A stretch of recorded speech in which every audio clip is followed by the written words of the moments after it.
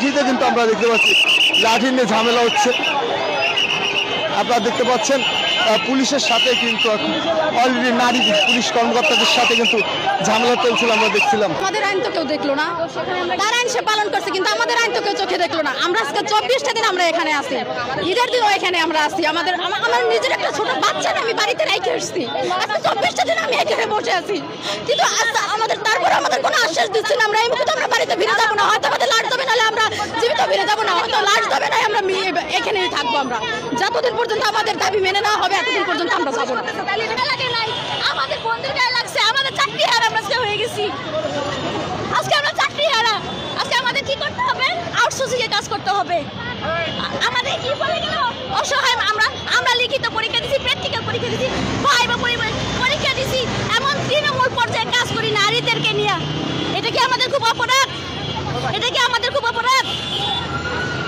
এটা যদি অপরাধ হয়ে থাকে তাহলে আমাদের দেশের যে বড় ভাইরা যেন আমাদের বকে গেল, আমাদের রাস্তায় বকে গেল, আমরা নাকি খারাপ। তাহলে আমরা আসলে কি খারাপ?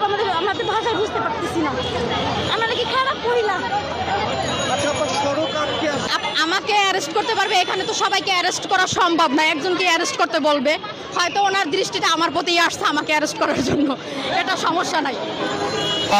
রাস্তা যারা অবরুদ্ধ করেছে তাদের কিন্তু আসলে তাদের উপরে কিন্তু গাড়ি চালাচ্ছে, আমরা দেখতে পাচ্ছি।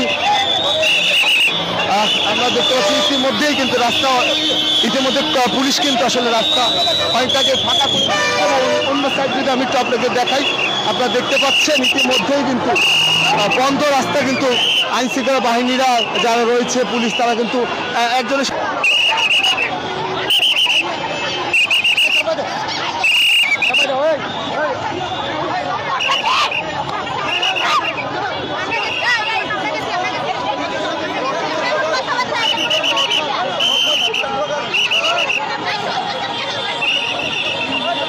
নারী পুলিশ সদস্যদের সাথে কিন্তু আমরা দেখতে পাচ্ছি যে এখানে যারা দাবি নিয়ে দাঁড়িয়েছেন তাদের সাথে কিন্তু বিশৃঙ্খলা চলছে।